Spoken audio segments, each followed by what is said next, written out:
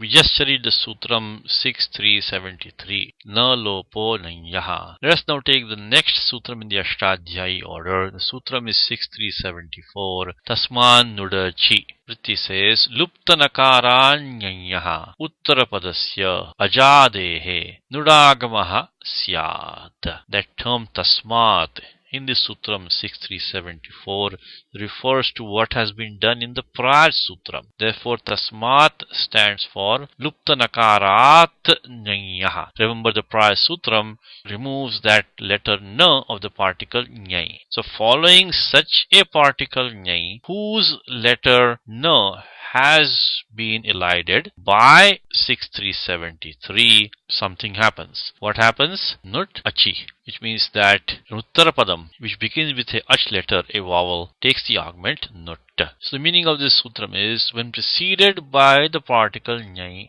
whose letter n has been elided by the prior Sutram 6373, na lopo nanyaha, a final member of a compound which begins with a vowel takes the augment nut. Now, one interesting point in the sutram is that the term tasmat, of course, ends in the fifth case. It's panchamyantam, while achi ends in the seventh case. It's saptamyantam. And as per the sutram 1166, tasminniti nirdishte purvasya, we know that the operation is to be performed on the term which is prior to the one which is indicated by a seventh case affix. So, achi being a saptamyantam padam, the augment nut would have to be added to the term which is preceding the ach letter, the vowel. Hence, the augment nut would have to be added to the particle nyai. But remember that the Sutram 1167, tasmadityuttarasya, tells us that the operation is to be performed on the term which is following the one ending in the fifth case. We know that tasmat stands for luptanakarat nanyaha. So then that would dictate that the augment nut is to be done to the uttarapadam, which begins with a vowel. So now, which one of these two are we to obey? The answer is the paribhasha, which says ubhaya nirdeshe panchami nirdesho baliyan, which means that when there is a clash between what is dictated by a fifth case affix and what is dictated by a seventh case affix, then that which is dictated by the fifth case affix has a greater force. So here tasmat carries greater force than achi. Hence the operation of attaching the augment nut takes place on the uttarapadam and not on the particle nyai. We have seen this paribhasha before. For example, recall the Sutram 8329, which we studied long time back. Sutram dasi dhut.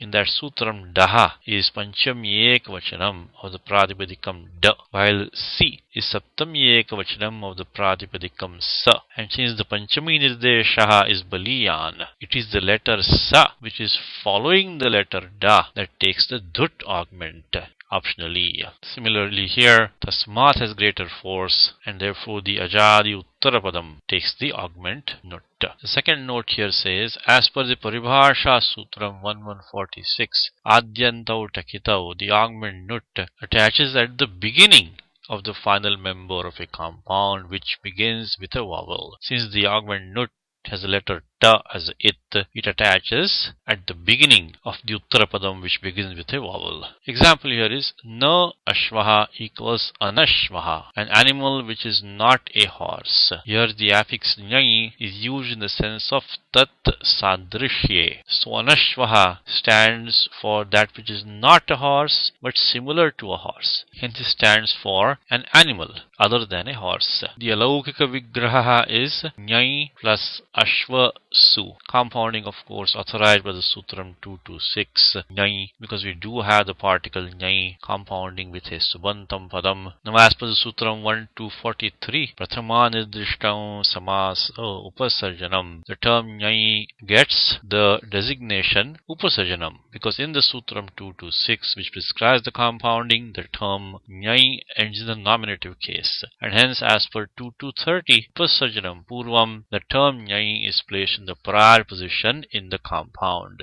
The ending letter ñ of the particle ñai gets the designation it as per the Sutram 133 halantyam, then takes lopaha as per 139 tasya lopaha. So now we have na ashva su. Now na ashva su gets the designation pratipadikam by 1 to 46 krit tadita samasascha, because we have formed a compound. This allows us to apply 2471 supo dhatu pratipadikayoho to perform the look elision on the sup affix su, which is inside the compound pratipadikam. So now we have na ashva. Now we apply 6373 na lopo nanyah to elide the letter na of the particle ñai. So we get a ashva. At this point we apply 6374 tasman nudachi, because we do have the particle ñai whose letter na has been elided. Following that we have uttarapdam ashva, which does begin with a ach letter, a vowel. So therefore all the conditions for applying 6374 are satisfied, and therefore the uttarapdam takes the augment nut.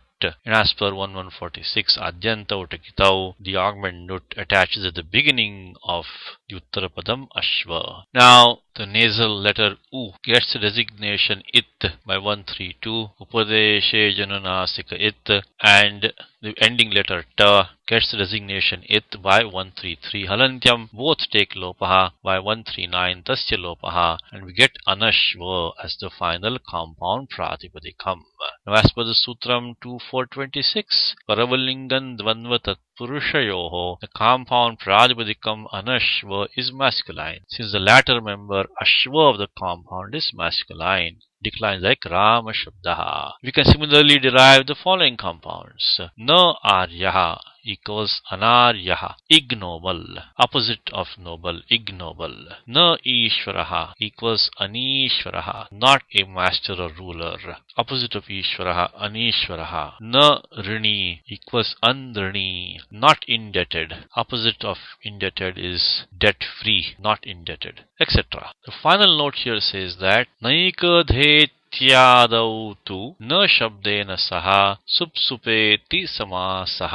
नैकधा इति आदौ तु न शब्देन सह supsupa iti samasaha, which means that the Sutram 214 sahasupa and not the Sutram 226 ñai is used to compose compounds like naikadha using the indeclinable na and not ñai. Hence the Sutram 6373 na lopo ñayah, which only applies to ñai, does not apply here. Recall the Sutram 214 sahasupa, which can be taken as a adhikara sutram as well as a vidhi sutram. You take it as a vidhi sutram, it prescribes optional compounding between one term ending in a supaffix with another term ending in a supaffix. So when we encounter an accepted usage, shishta prayogaha, of a compound which does not fall in any one of the designated categories like avibhavaha, etc., then we have to use this sutram 214 to justify the compounding. This word is called as a supsupa or sahasupa compound.